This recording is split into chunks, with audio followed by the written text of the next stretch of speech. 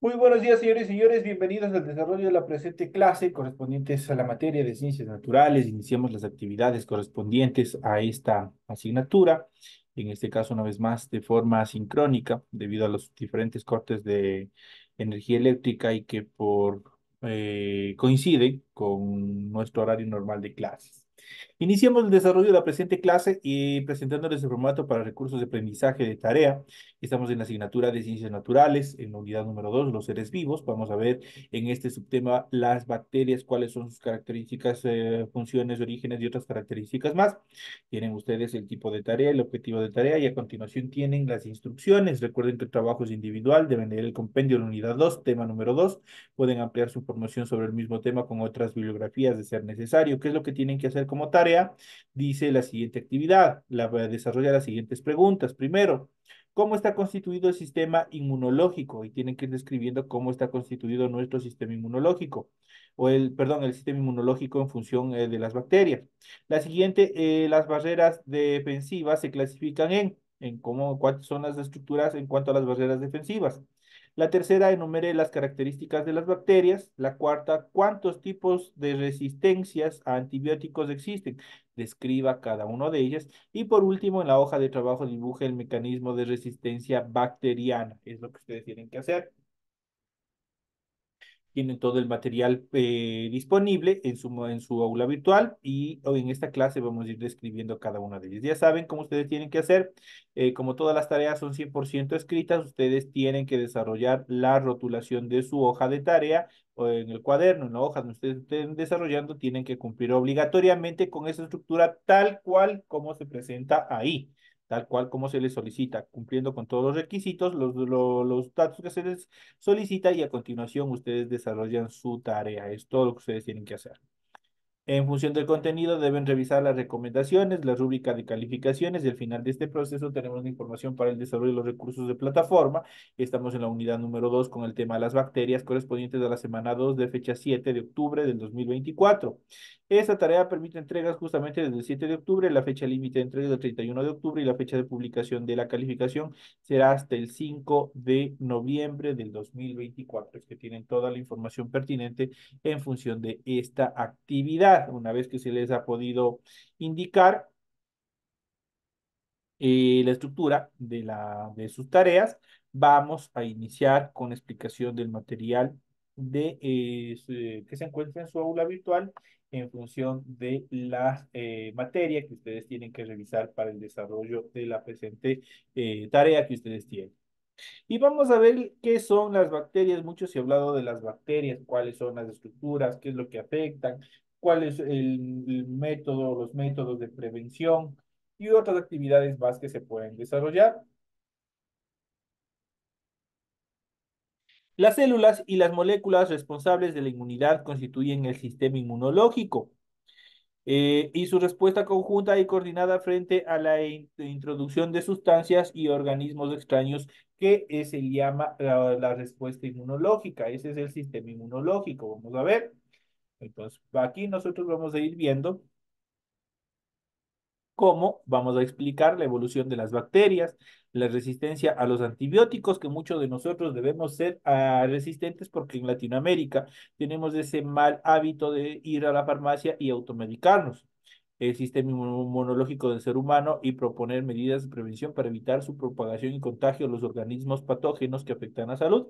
En ese sentido, las células y las moléculas responden a un proceso de inmunidad que constituye el sistema inmunológico y su respuesta conjunta y coordinada frente a la introducción de sustancias y organismos extraños que se llama la respuesta inmunológica. Aquí gráficamente nosotros podemos ver la reacción del antígeno y del anticuerpo. Ustedes pueden ver el antígeno cuerpo extraño y los anticuerpos de estructuras genéticas para la defensa del organismo, cómo lo van atacando hasta reducirlo. La función fisiológica de este sistema es la defensa contra los microbios infecciosos. Sin embargo, sustancias extrañas no infecciosas pueden desencadenar respuestas inmunitarias, como es el caso de las alergias. El término inmunidad deriva de la palabra latina immunitas, que se refiere a la protección frente a procesos legales que disfrutan Obviamente la protección frente a estructuras extrañas, a cuerpos extraños, a microorganismos, obviamente, que tratan de alterar el sistema, nuestro organismo. El término inmunidad ha hecho referencia a la protección frente a diversas enfermedades. Dentro del sistema inmunológico podemos distinguir dos formas de actuación. La primera, existe una respuesta inmune inespecífica que actúa como primera de barrera defensiva del ser humano y la consideramos como parte del sistema inmunitario innato. Dentro de este podemos encontrar las barreras superficiales o defensivas. En cuanto a las barreras defensivas, se clasifican en varios tipos que son la primera o primaria, son de tipo física, por ejemplo, la piel, las mucosas, luego tenemos las químicas, la saliva, el sudor, las lágrimas, y las biológicas, la flora bacteriana que se encuentra en nuestro organismo, en nuestro intestino. En cuanto a las secundarias, son los glóbulos blancos, constituidos por los macrófagos, los monocitos, entre otros, y la terciaria son los glóbulos blancos, constituidas por los linfocitos T y los linfocitos B. También incluimos en el sistema inmunitario innato a fenómenos como la fiebre o la inflamación, que suelen ser las primeras reacciones del cuerpo humano frente a una infección. Igualmente existen unas células específicas llamadas fagocitos que engloban y eliminan cualquier partícula que nuestro cuerpo reconozca como extraña y que pretenda atacar o dañar nuestro organismo. Por otro lado, existe el sistema inmunitario adquirido. En este caso, nuestro cuerpo es capaz de memorizar a los patógenos que nos atacan y es capaz de reaccionar de una forma mucho más específica ante las infecciones. En él actúan los anticuerpos que reconocen el antígeno y actúan de forma concreta para combatirlo. Además de los componentes que tenemos en nuestro cuerpo para combatir a las enfermedades, podemos hacer uso de medicamentos como antibióticos, como vacunas. El sistema inmune es, por tanto, un sistema de gran importancia en el ser humano, pero existen algunas enfermedades que atacan este sistema. Esas enfermedades pueden ser muy graves ya que nos dejan totalmente debilitados frente a otras infecciones. El ejemplo más claro de esto es el síndrome de inmunodeficiencia adquirida, conocida como SIDA. Una vez que este virus ingresa a nuestro sistema, prácticamente destruye todo el sistema inmunológico y nos deja a libre expensa de una serie de microorganismos que nos pueden atacar, que pueden causar una serie de enfermedades, de infecciones que de hecho van a conllevar a la muerte. Recuerden que para el SIDA no hay cura todavía.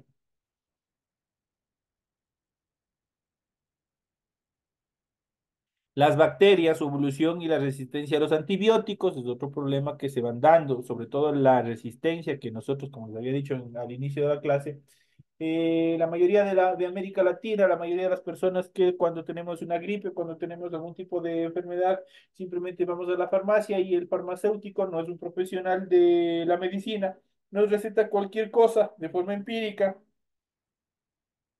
y de esa manera generamos una resistencia a los antibióticos.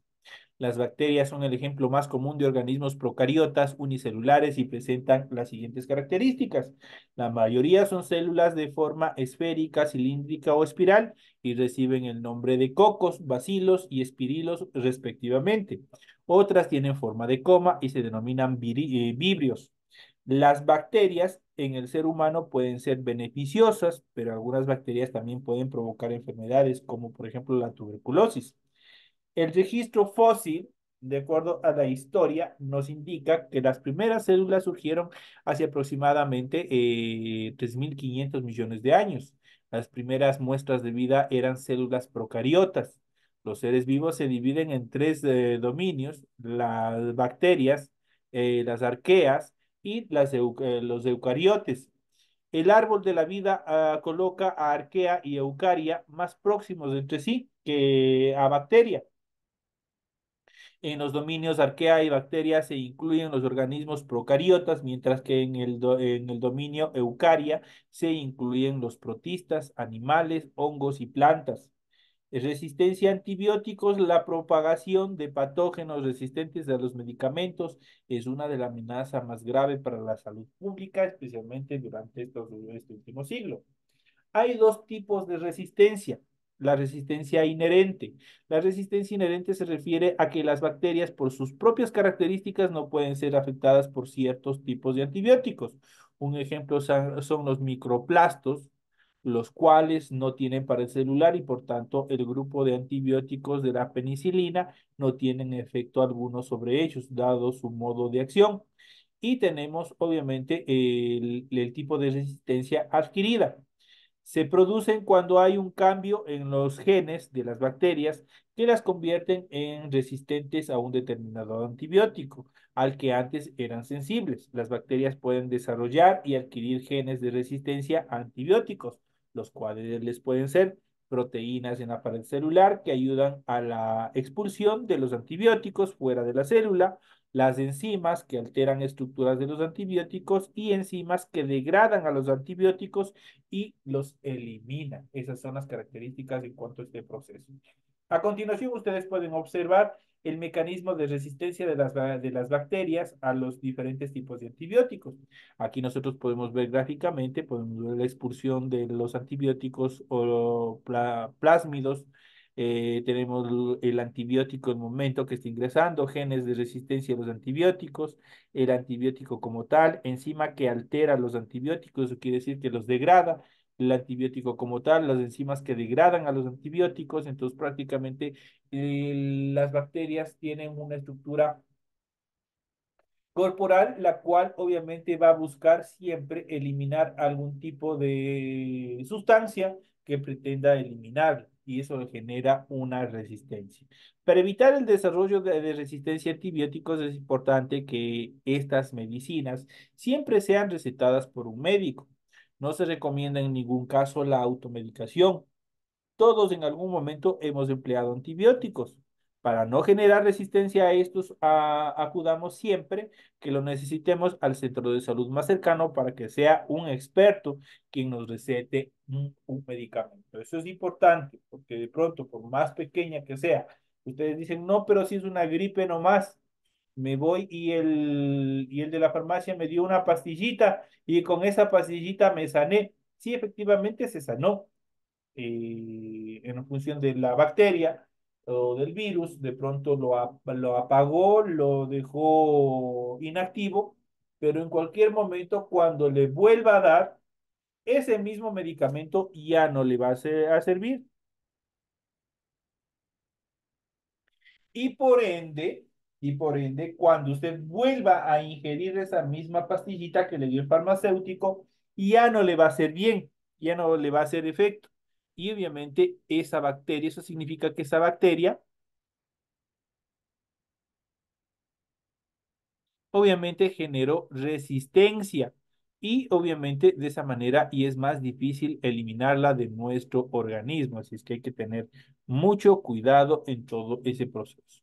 Y vamos a hablar un poco más sobre las bacterias. Vamos a ver en este proceso qué son, cuáles son las características, orígenes, clasificación y otras características más que son importantes que nosotros conozcamos. Estamos envueltos, estamos en nuestro alrededor, así nosotros no lo veamos y estamos llenos de bacterias que nos están rodeando. Unas son benignas que actúan simultáneamente en nuestro organismo y que son beneficiosas y otras que son patógenas y que son peligrosas. En ese sentido, vamos a ver qué son las bacterias. Las bacterias son un extenso grupo de microorganismos procariotas, esto es, desprovistos de una membrana que delimita el núcleo celular de diversas formas, tamaños posibles, aunque antiguamente el término bacteria agrupaba a todos los organismos procariotas. En la actualidad la taxonomía los divide en dos categorías, el dominio bacteria y el dominio arquea. Ambos se agrupan en el superreino o imperio procariota, formado por todos los organismos procariotas que constituyen los seres vivientes más primitivos y más abundantes de nuestro planeta Tierra. Adaptados a prácticamente todas las condiciones y hábitats, algunas bacterias pueden incluso subsistir en condiciones hostiles como el espacio exterior. Así es que Hay que tenerles un poco de cuidado y respeto a estos microorganismos que estuvieron presentes desde el inicio de la formación de nuestro planeta. Las procariotas modernas, entre los que se encuentran todas las bacterias, son descendientes inmediatos de las primeras formas de vida unicelular del planeta, surgidas en condiciones muy distintas a las actuales hace unos 4.000 millones de años atrás. Las bacterias han estado implicadas, quizás debido a su abundancia, en la mayoría de los saltos evolutivos celulares. Por ejemplo, se cree que mediante procesos de simbiosis, incidieron en el origen de las mitocondrias, o que son mitocondrias, son organelos presentes en todas las células eucariotas, o los cloroplastos, que son organelos exclusivos de las algas y de las células vegetales. Estos seres vivientes tienen relación con prácticamente todas las formas de vida de nuestro planeta, ya sea a través de relaciones de comensalismo, esto es como las bacterias que proliferan sobre la piel, mutualismo, como las que colaboran con la digestión de los alimentos en el intestino, o de parasitismo, como las que causan infecciones y también enfermedades. La vida bacteriana es indispensable en los procesos de descomposición de la materia orgánica, necesarios para el reciclaje de elementos como el carbono o el nitrógeno, y constituyen la base de la cadena trófica en diversos ambientes. Las bacterias se reproducen rápidamente y mediante procedimientos asexuales, que consisten en la replicación de la célula progenitora en dos exactamente iguales a Elia fósil, eso es el proceso fósil binario, se proceden a multiplicar. Se estima que un ambiente propicio, una bacteria es capaz de dividirse en apenas 15, 20 o 20 a 30 minutos, dependiendo a la especie de bacteria, la cual obviamente se tenga y se dé dentro de estos procesos.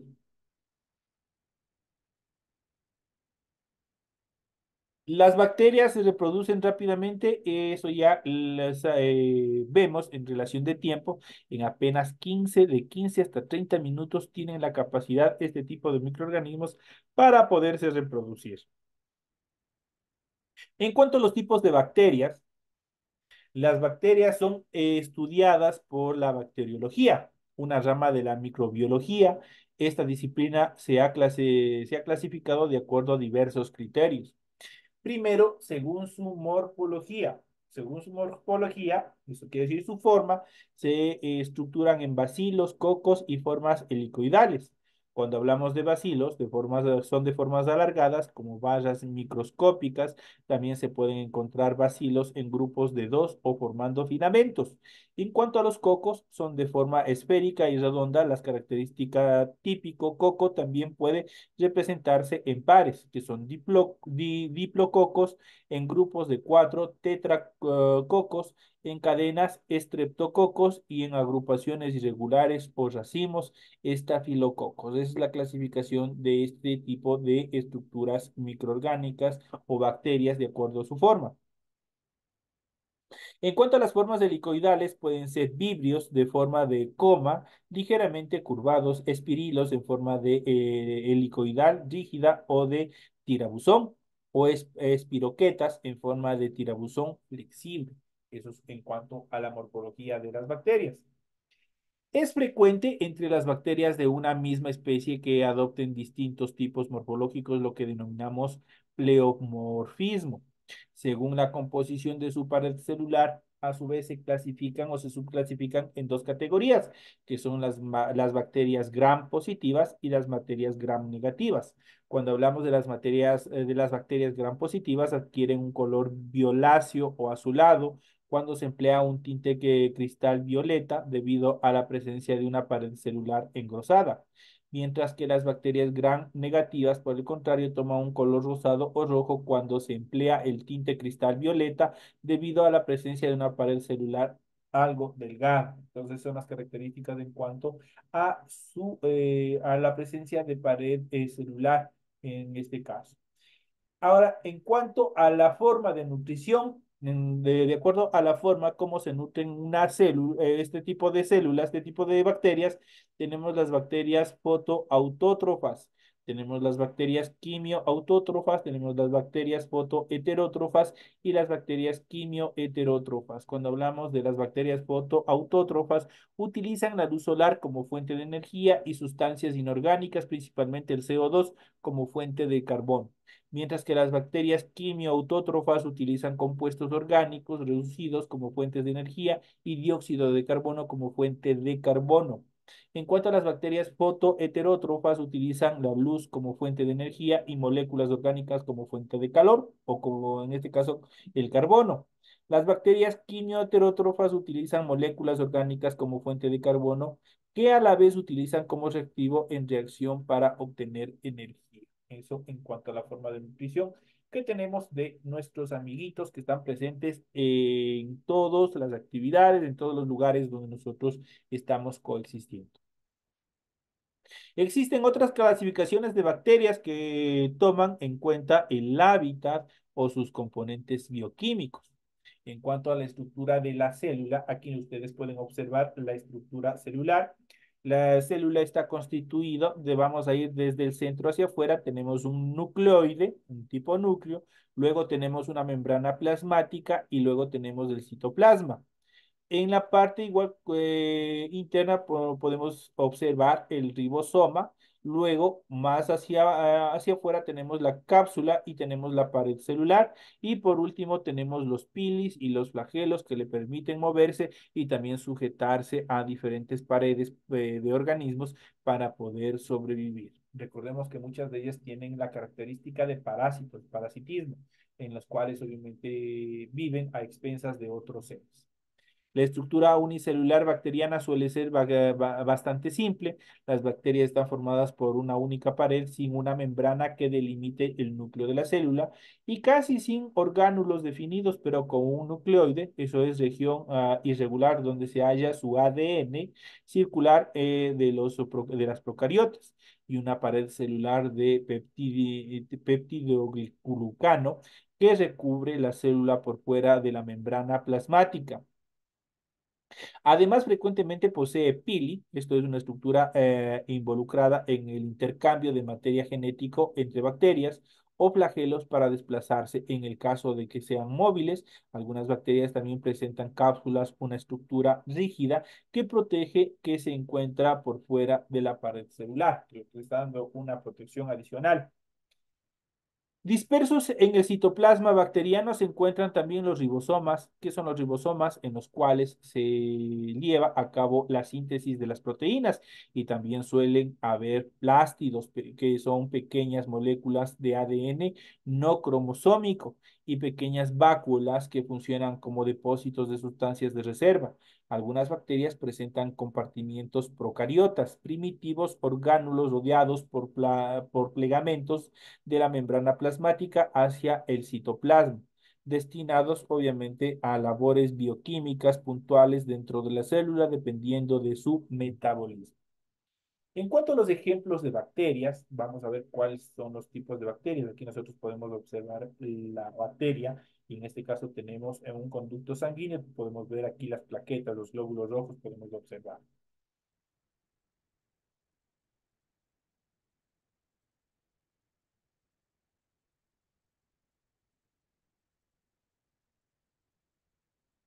Las bacterias son los organismos más abundantes del planeta y presentan una enorme diversidad a lo largo de la evolución. Han logrado adaptarse a todo tipo de ambiente y por eso se las encuentra en todos los hábitats terrestres y acuáticos, incluso en los más extremos, como manantiales de agua ácida y las profundidades oceánicas. Ahí también se encuentra presente. Es muy frecuente pensar en las bacterias como organismos patógenos capaces de provocar enfermedades infecciosas. Si bien algunas de ellas son perjudiciales para la salud, existen otras muchas que son inofensivas o incluso beneficiosas para nuestro desarrollo. Dentro de ellas nosotros vamos a ver la siguiente clasificación de bacterias.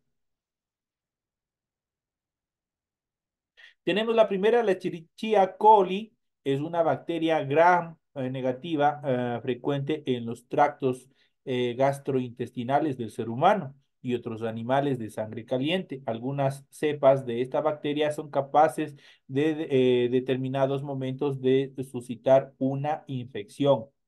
Entonces, esa es una de las primeras. Tenemos la Neisseria gonorrhea, es un gonococo que ocasiona la gonorrea, una infección de transmisión sexual en los seres humanos. Luego tenemos los Bacillus anthracis, es una bacteria inmóvil Graham positiva que produce lesiones negras reconocibles en la piel. Son los carbuncos que se les conocen normalmente. Sarangius cellulosum es una maxobacteria Graham negativa sumamente frecuente en los suelos y de metabolismos inocuos, no son peligrosos. Tenemos los Clostridium batilinum. Es un agente causal del botulismo. Esta bacteria segrega una neurotoxina cuyo crecimiento es conocido en enlatados, latas henchidas y que sueltan gas al abrirse en su claro síntoma. Otras observan o se presentan también dentro de los alimentos. Tenemos los lactobacillus acipilus. Es una bacteria ácida láctica, habitante mutualista del intestino humano y otros mamíferos. Como resultado de su propio metabolismo, esta bacteria aporta distintos beneficios ya que colabora con el proceso de digestión y aumenta la biodisponibilidad de nutrientes y ayuda a mantener el tracto digestivo libre de microorganismos patógenos. Entonces, una de las más beneficiosas, siempre hemos visto, incluso hay algunos yogures, algunos productos que justamente tienen este tipo o contienen este tipo de microorganismos, en este caso cuando hablamos del lactobacillus. En cuanto a la diferencia entre virus y bacterias, hay que saber conocer e identificar, y mucho esto nos ha afectado justamente cuando se dio el problema del COVID-19. El COVID como tal era un virus, pero en sí, lo que por ejemplo hablamos en esta clase, son de las bacterias. Vamos a ver cuáles son las diferencias entre un virus y una bacteria. A pesar de que son las formas infecciosas más conocidas y frecuentes para el ser humano, los virus y las bacterias son sumamente distintos. La principal diferencia tiene que ver con su estructura y tamaño, mientras las bacterias son organismos unicelulares cuyo tamaño oscila entre 0,5 y 5 micrómetros de longitud. Los virus son seres acelulares, muchísimos más simples y elementales, incapaces de reproducirse si no es infectando otras células que funcionan como fábrica de réplicas virales luego de ser inoculadas con el ADN virilo invasor. Entonces aquí, ¿qué es lo que pasaba, por ejemplo, con el virus del COVID-19? Necesitaba ingresar a las células y ahí se multiplicaba, se replicaba.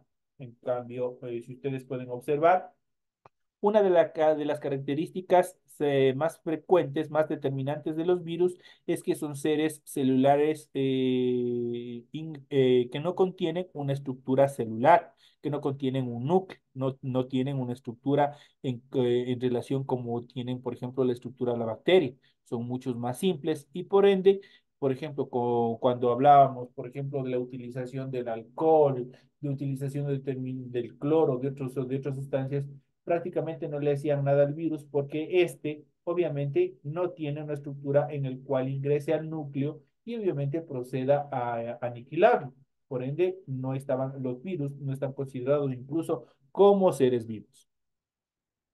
En la actualidad, la comunidad científica no termina de ponerse de acuerdo acerca de si los virus están vivos realmente por lo primitiva que resulta su existencia, que no es mucho más que una molécula de ADN o ARN envuelta en una capa de proteínas.